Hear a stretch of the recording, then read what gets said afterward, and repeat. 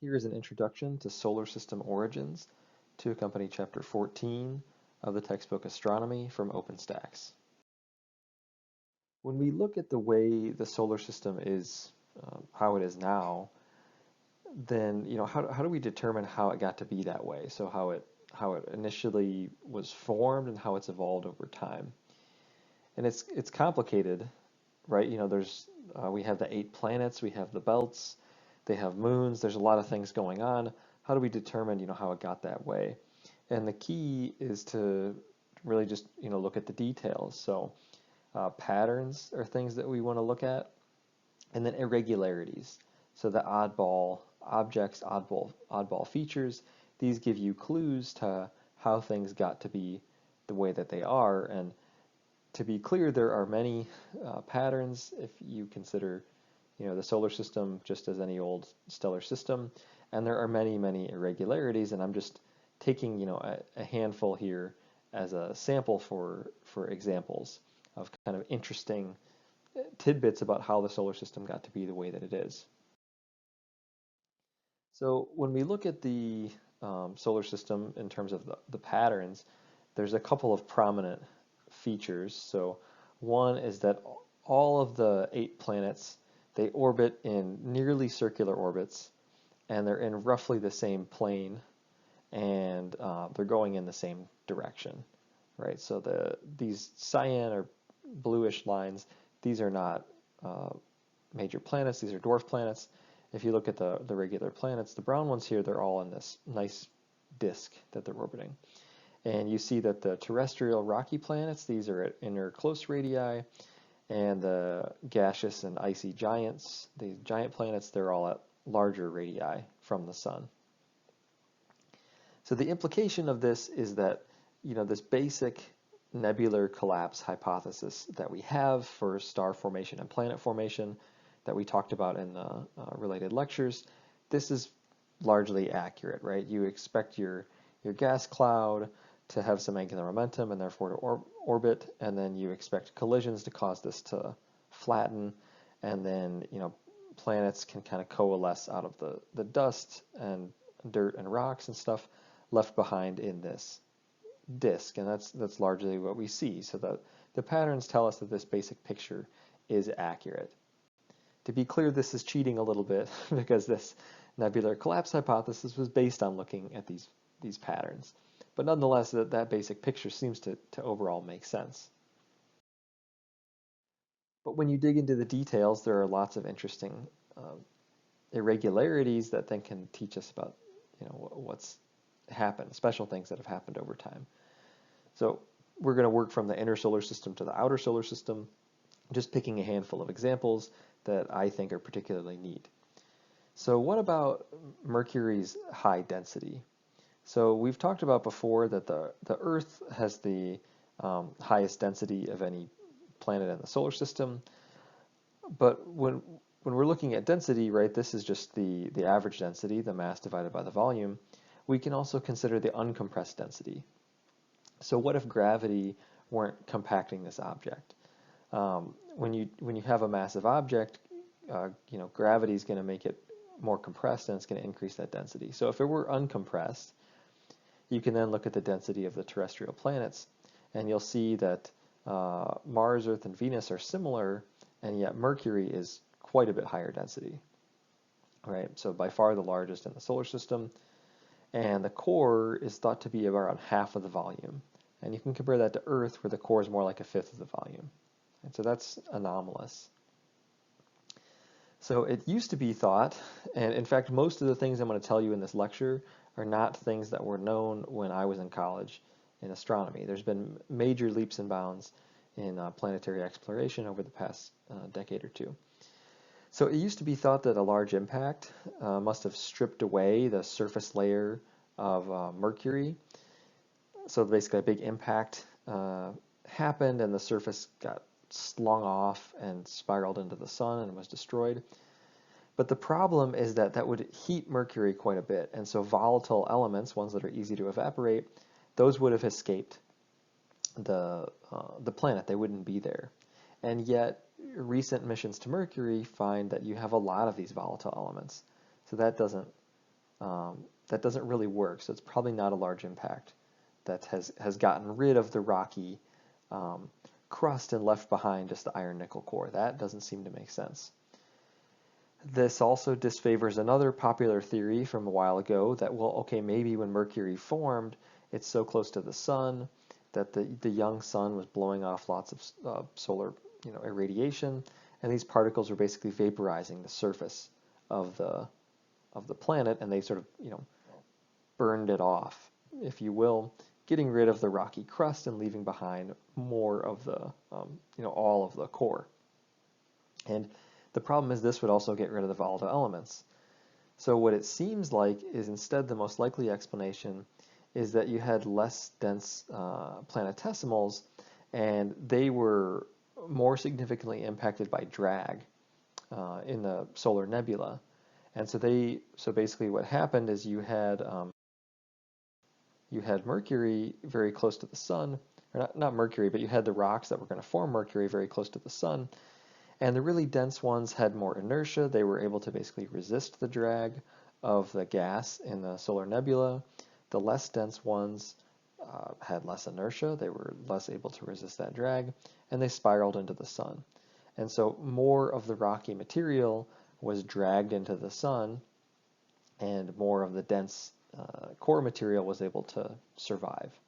And so that seems to be the most favorable explanation right now for how Mercury got to have such a high density.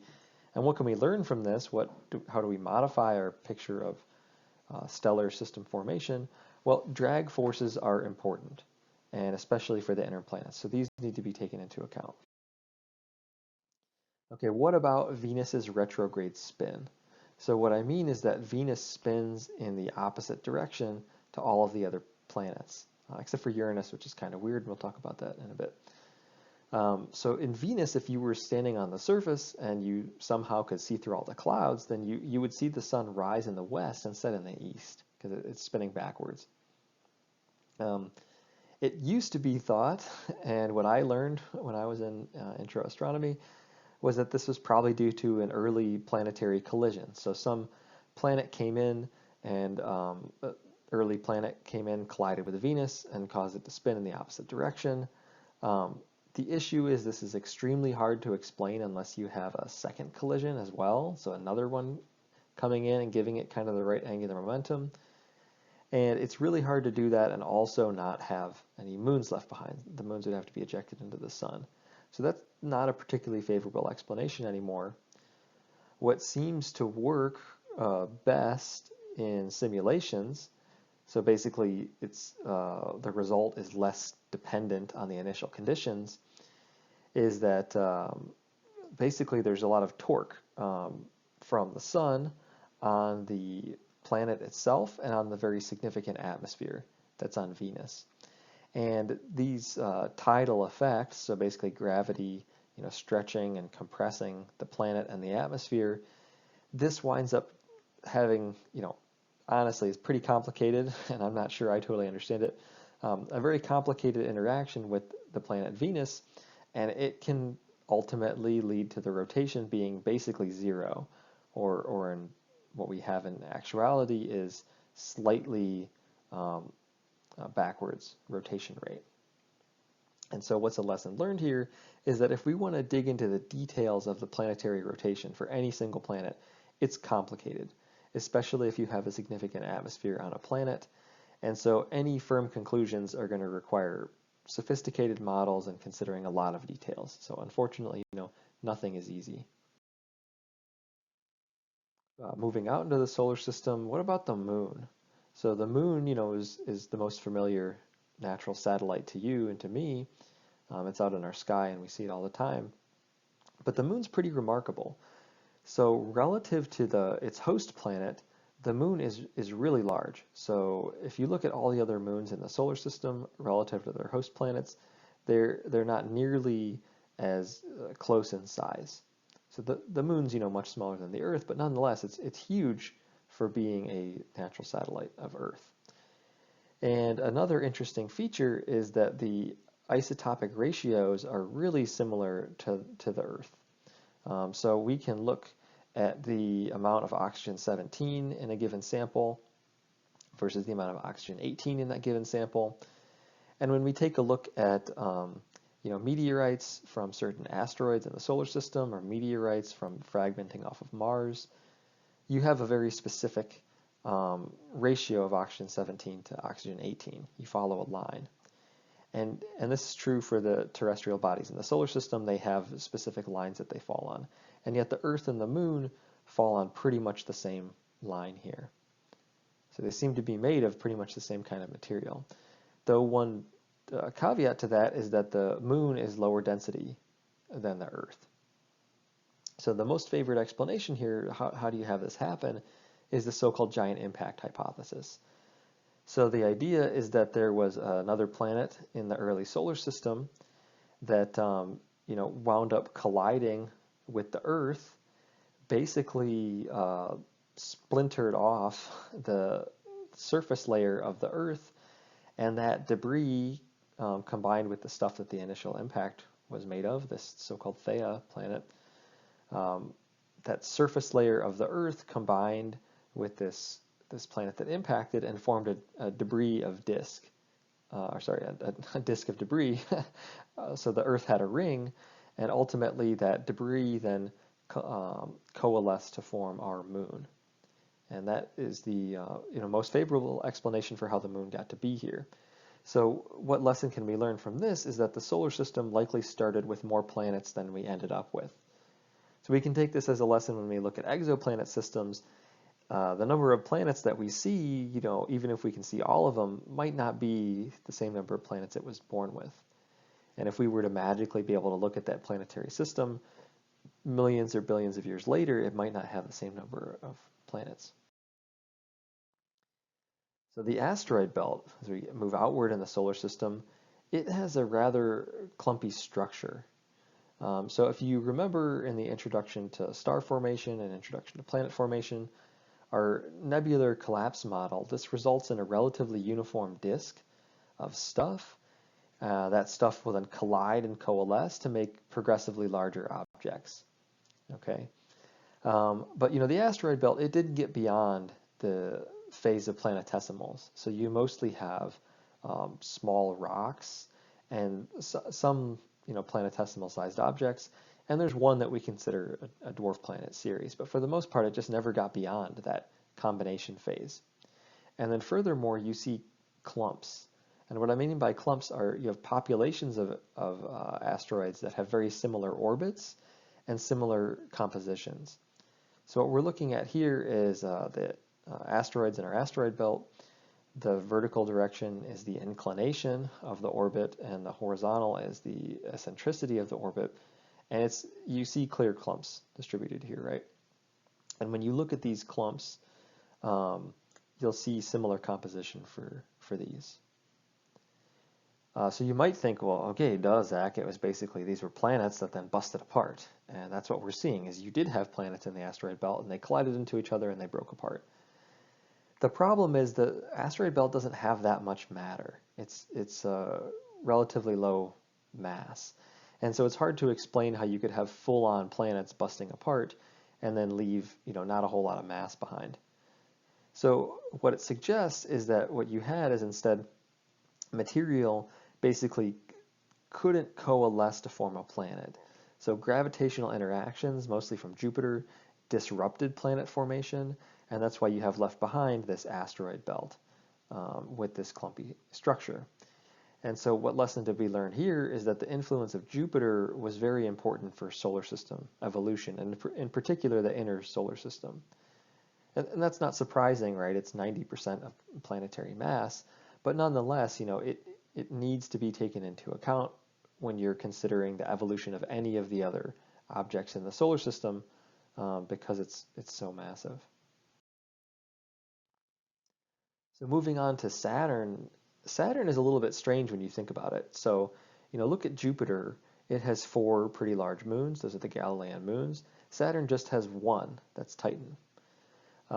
Jupiter and the other giant planets have, relatively minor ring systems, where Saturn has this beautiful, large ring system. So that when you think about it, is kind of strange. When you look more into what these rings are made of, 90% of the content is water ice.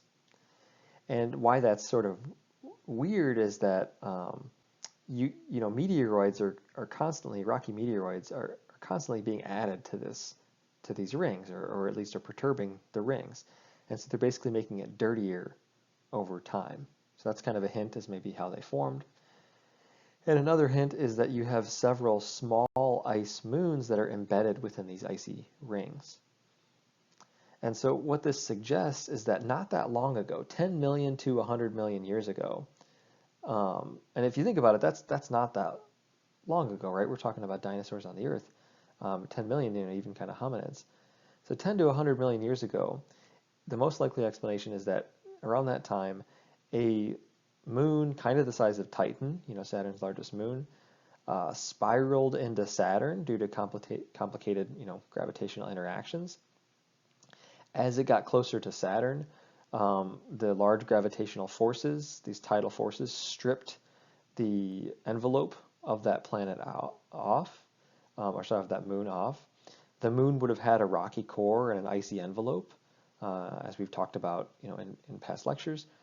And so the icy envelope got stripped off and then formed a ring system around Saturn. And then some of that ice within the ring was able to coalesce to form these tiny ice moons. And that's also, you know, why you have these gaps, is that some of the moons, it's one reason to have gaps, is that moons formed out of that dust, which is kind of amazing, right? So the Saturn's rings are really not that old. And interestingly, you know, the rings are always losing mass because of objects colliding and getting ejected. And so within a few 100 million years, Saturn won't really have a prominent ring system at all, is what we think. And so what lesson can we learn here is that the solar system is not stable. It's constantly evolving, and the way that it is now isn't the way that it's always been. It's not the way that it's always going to be. As we go further out, another planet with a really odd rotation is Uranus. So Uranus's tilt is basically 90 degrees to all the other planets. So it's almost tilted on its side. And this GIF shows basically the view of Uranus from Earth over time.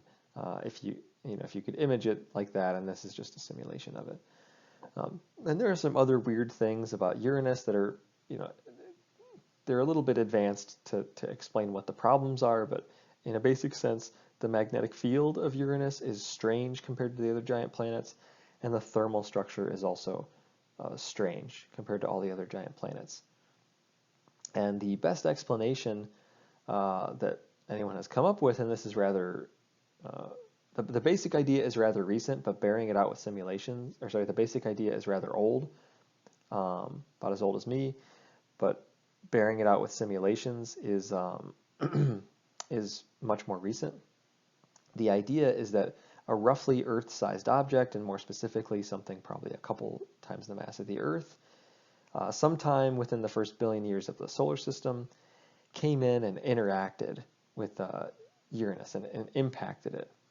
And this basically, you know, obviously strongly perturbed it because you had a massive object coming in and blasting it.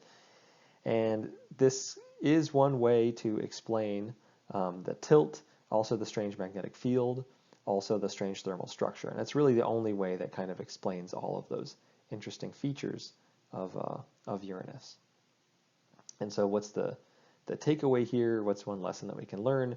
Is that when we consider this and, you know, the origin of the moon, giant impacts are a significant feature of any stellar system formation and evolution.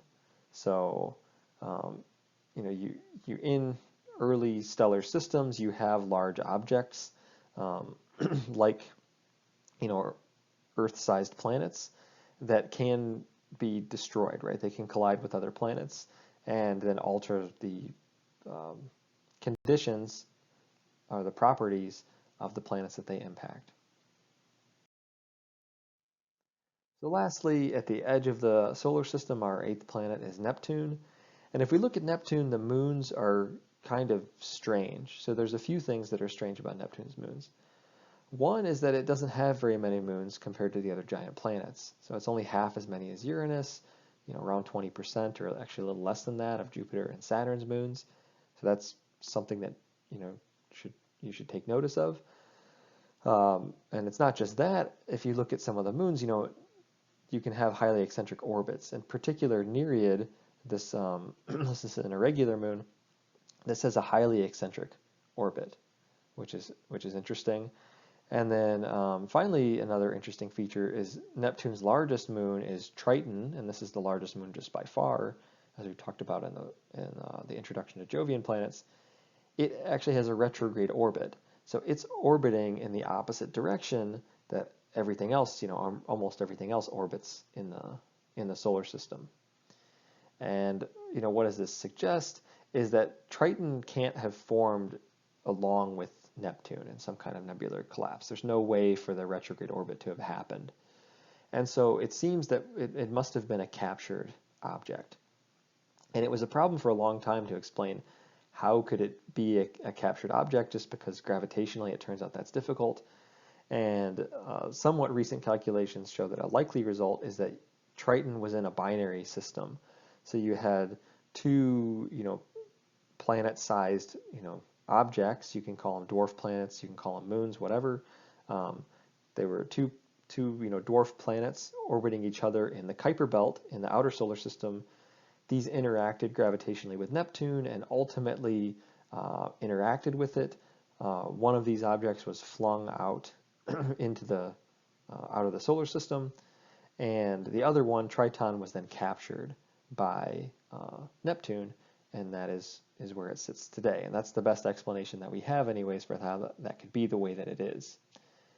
And so the final lesson that we've learned here is that, just as Jupiter has a significant influence on the solar system as a whole, and especially the inner solar system, when you take a look at the outer solar system, and especially the Kuiper belt, Neptune has a very significant influence. And when you look closer, there are other features in the outer solar system that Neptune is seemingly responsible. So when you look at the radii of objects in the Kuiper belt, you see these gaps, and these turn out to be due to gravitational interactions with Neptune causes that structure. That is it for this introduction to solar system origins for Astronomy 1000.